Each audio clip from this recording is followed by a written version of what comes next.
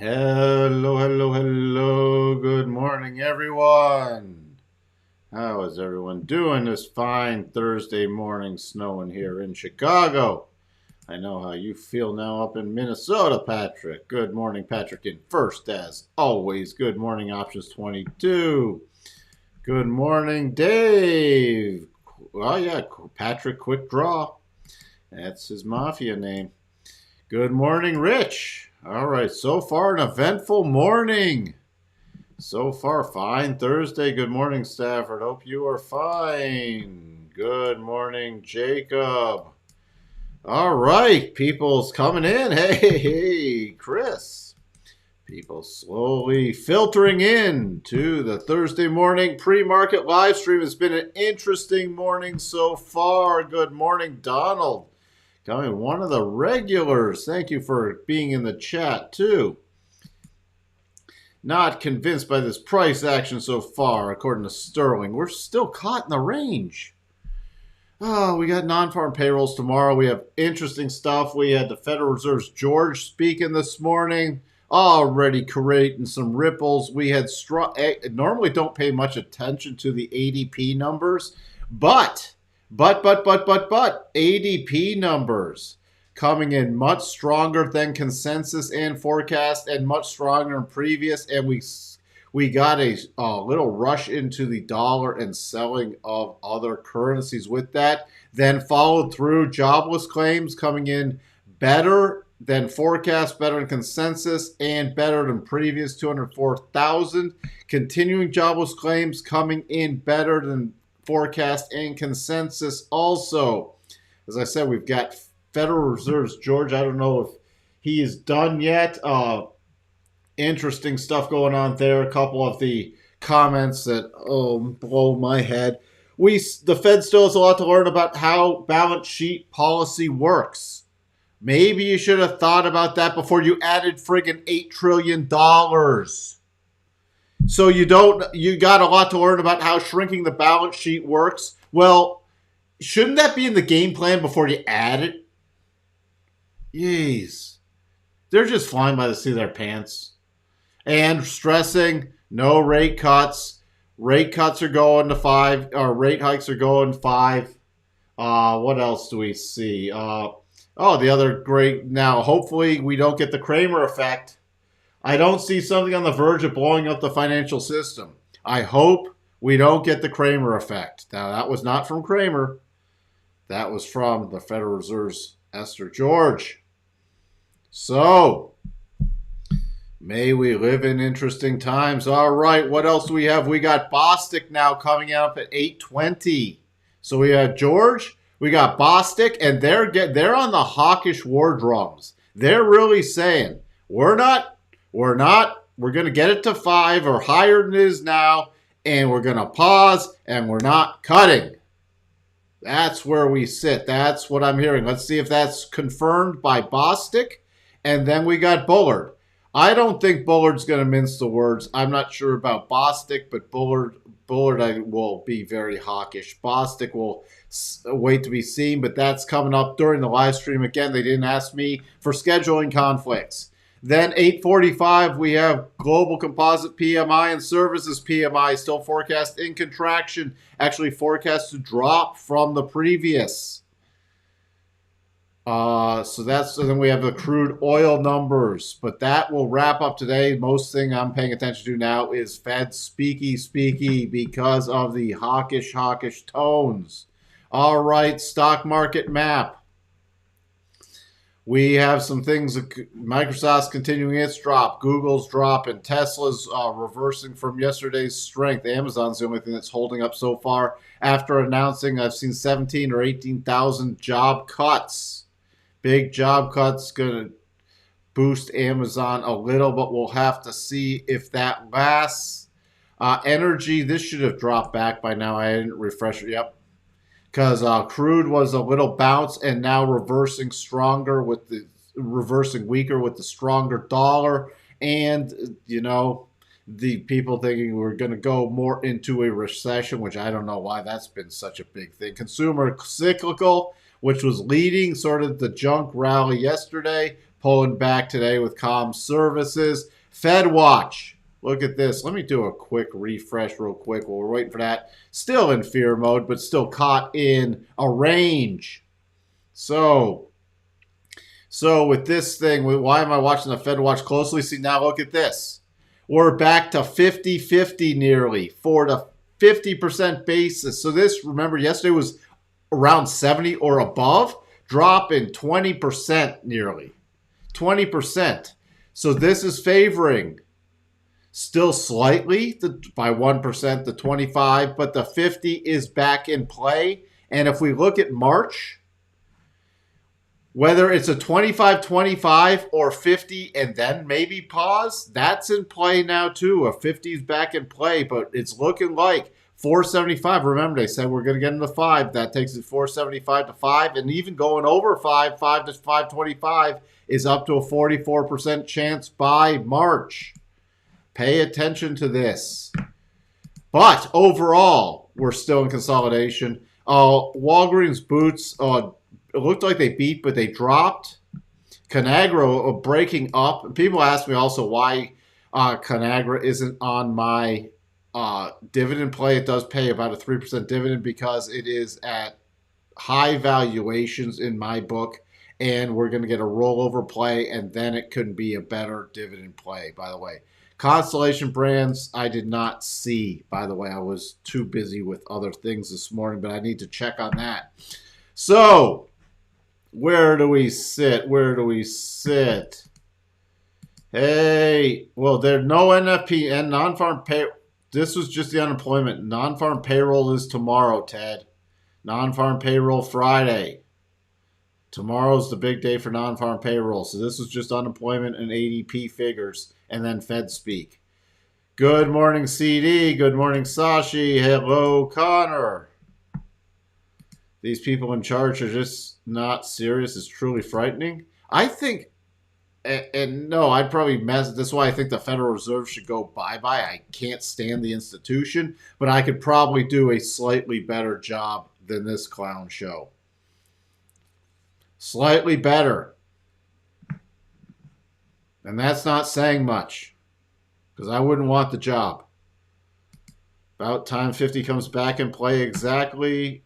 50 probably. I don't know if they'll shock with 50. I think they're more likely to do 25-25 and then pause. 25 Feb, 25 March, and then pause. But, you know, we're still in today. Still look at this with that. I love the rotation zone. Love it. Close slightly below it. Close below it after hitting it. And then coming back down, rotation back down. We're still in the inside day, though. So guess what I'm watching for? And this is so far as a double inside day. Double inside day to Tuesday, inside day to Wednesday.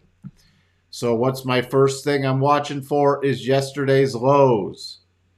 This actually, it's easier for the levels. 38, 36, 50.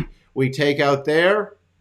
I'm targeting the low area between 38.14 to 38.07. Below 38.07, roughly 38.07, 38.05, 37.88.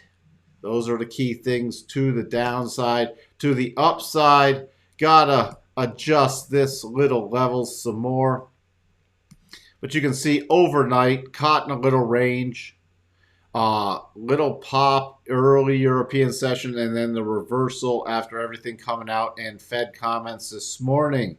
Can't get anything at least somewhat bullish until 38.78. And I get asked this too. Well, you said you couldn't get bullish, but then there was a double bottom. A double bottom is a pattern. We don't have one yet. So if we did form a double bottom, yes, and it triggered, that would get me short-term minorly bullish. It could be a 15-minute double bottom. So it could be done in an hour. But I can't start getting overly if we don't form a major reversal pattern unless it shows some strength above 38, and then I'm keeping this level just a slight lower, about 38.92. But that's aggressive because there's been lots of selling pressure just in front of 3,900. So bigger picture, again, caught in a range.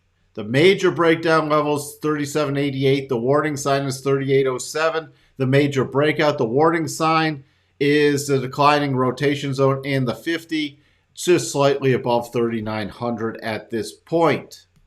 The NASDAQ, and we might be caught in this until non-farm payroll tomorrow. I don't even think Fed speaks unless they say something outrageous is going to really snap us out of this. Still, same thing with the NASDAQ. Inside bar from yesterday so far today. Inside bar from the day before. NASDAQ's easy for me. 10,855 is my breakdown level. Below 10,855, 10,780. And then 10,713 is my major line in the sand. To the upside, we already broke below this minor support ledge at 10,950, so that's resistance going in the open. But can't get anything overly bullish until 11,050 above there. And that would just be very minorly bullish because, again, we're caught in the range. Above there, see, this is where it gets tricky. We got a stopping point here, nearly significant. Key up here about 11,117 and then 11,169. So, because we're in a range-bound trading, it's got to be cautious and quick. And you can see the bottom of the rotation zone just holding down the NASDAQ. Spiders in the Qs. Spider gap down, so on any rally, trading about 38, we're trading right at key support. We break below this 381.50, 381.50 key area, then there's about 379 to 379.35. We move up. Besides the gap fill, that would take us to 383.70. Can't still get bullish really until above 386.22 after that gap fill. There could be another extended play back to 385, 385.20, but not above there. Now it gets interesting if we break below 378, if we get additional selling pressure coming in. Sorry, 378.90, because then we have a gap fill left behind between the 28th and the 29th, and that full gap fill is technically down to 376.68. Overall, still caught in the range though. The Qs, pretty much the same story. Besides anything bullish would be the gap fill play to 265.77. Then I'm bumping up back up this level for the bullish mode. Takes me to about 266.80. Breakdown. Minor breakdown area is 263.50. Major, this is coming up to about 262.80. Other than that, still caught in the range. So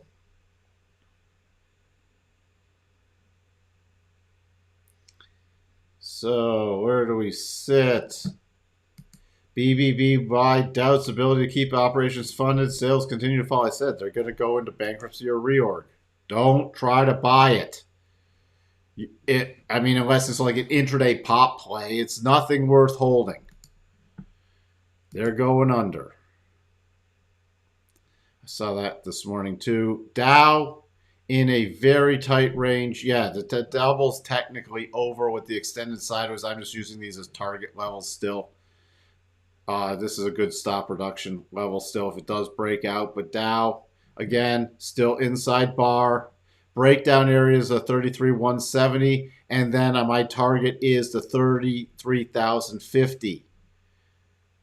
Breakout level is still much higher. Intra bar, again, key resistance is now 33,300. Can't get bullish till above 33,425. The Russell. Let's take a look at Mr. Russell, inside bar. Key support still 1760. Key resistance 1797 to 1800. Nothing to talk about there. DAX minor pullback. As I said before, I'm watching for a major topping pattern. This is not it yet. Notes. which were interesting.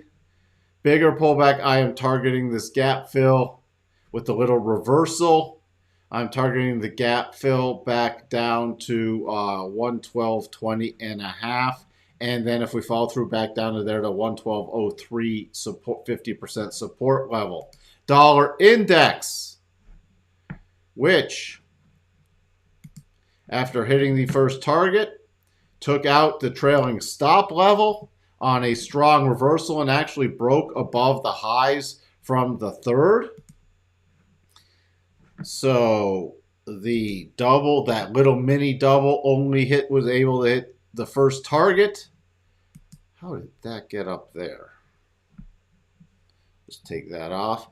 And this is, again, breaking up above some key resistance. I'm really focused now on dollar follow through to the area of the declining 50 and the sort of slow rising 200. So I'm watching for follow through on this with cycles moving up now on the weekly, not yet at the top, into the rotation zone on the weekly. And the key stop area is 105.31 to raise stops on the dollar index. Crude, pretty substantial reversal, coming back down real close, 72.40. Final double target, and my next key level since we closed below 62.5 is 71.50, 71.51. So I'm watching for her to follow through to the downside there. You can see the pretty substantial reversal right here. After the ADP numbers coming out and employment and everything else, we're gonna press harder longer. Natty gas. Breaking down, next target 358. Gold, still watching for my top-end pattern. Little reversal with the dollar index. Watching now, starting to watch for the bigger pullback, but it has to break down below 1828. Copper, finally a little rotation back up, but caught between the 50 and the 200 still. So long term, it's still bullish, but keeping a close eye if we do get a close below that 50. Japanese yen moving up pretty strongly into the rotation zone. No topping pattern yet. Zeroing in on that 87.5 to the prior high 100. Now remember, this is why I'm being patient, because this could easily come up, kiss the neckline goodbye, and even retest the declining rotation zone before the next sell setup. There is no major topping pattern yet. We're in a topping zone, but no topping pattern. Euro still has that double top. First target not yet hit. Little reversal today, but nothing yet new that's come into play there.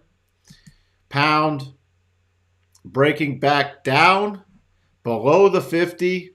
Could easily see a bigger retracement down. The key area now is back to about 116, 116.60. Bitcoin still asleep. Tesla,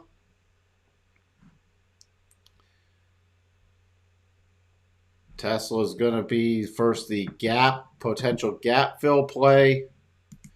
If it gets some strength into the open.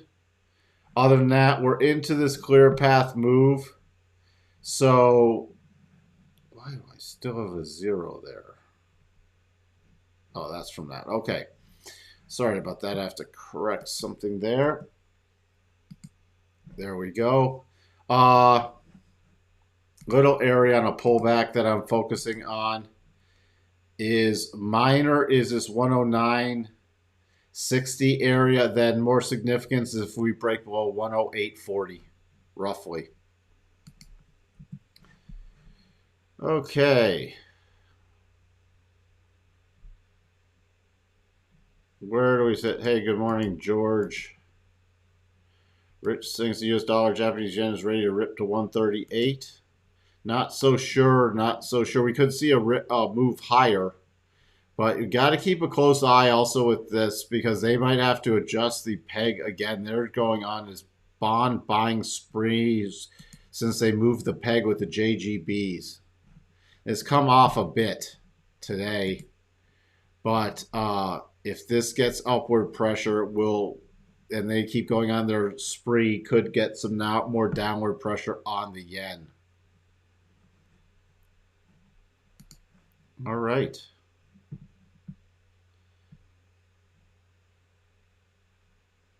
Let's see if we got anything else. Good morning, John.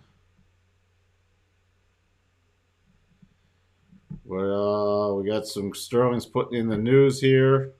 We should see some decent selling into the open. Again, confirm with the tick right now. Just peek at.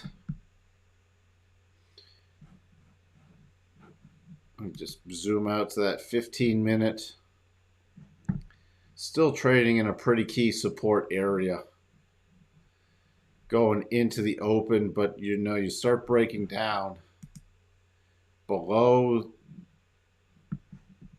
yesterday's lows, and the lows, yeah, below yesterday's lows, watch out. It could get some pretty interesting, but I'm not expecting us to get out of this range today. Not with non-farm payrolls looming. So, could be interesting. Remember, if you don't have much, the first week without a trend is very tough to trade with this volatility. And we're still caught in the range, and you have a big day tomorrow coming up. So, last non-farm payroll before the Fed rate hike on Feb 1st. TUR. Oh, God. Check out TUR.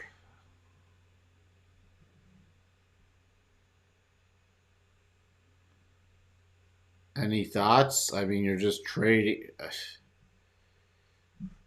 Yeah, I'd be cautious chasing it long up here. I'd be very cautious trading this long at this point. Divergences, cycle top, overextended. I'd just be trailing. I would not be chasing this higher at this point. You're too many rotations into it. Into the rotation zone. So unless you're long it already, would be very careful. That's very overextended, and could be in for a sharp reversal at some point.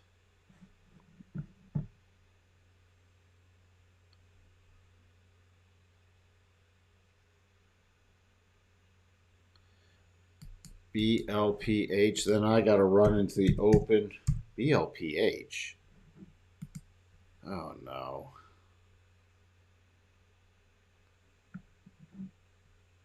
I hate this crap. Again, I wouldn't. It's not something I'd trade. I don't trade this kind of stuff. Very thin. It's in the pharmaceuticals, so it's a news driven thing, and there's not a great pattern besides you potentially have a larger bottoming formation. But there's just nothing there for me.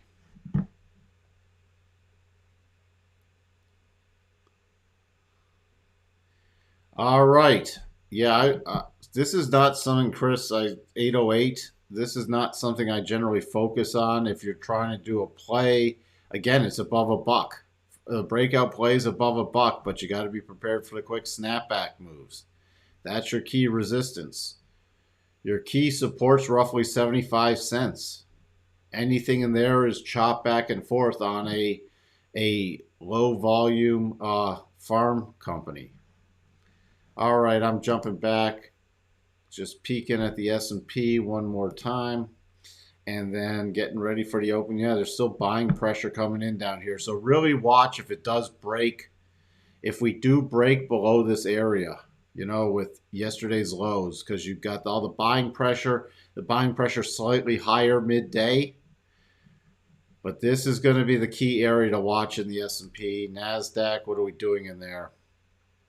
Yep, in the buying pressure zone. So if it gets real interesting, although NASDAQ is going to take a breakdown below about 810, 855, 10, 860.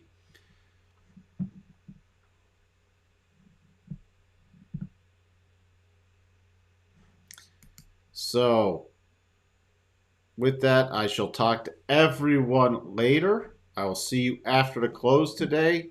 Trade well. If you don't have anything to do and you're waiting for the bigger plays, wait till we get out of these ranges. And then there'll be some probably decent follow through plays. You don't have to force anything. Bye.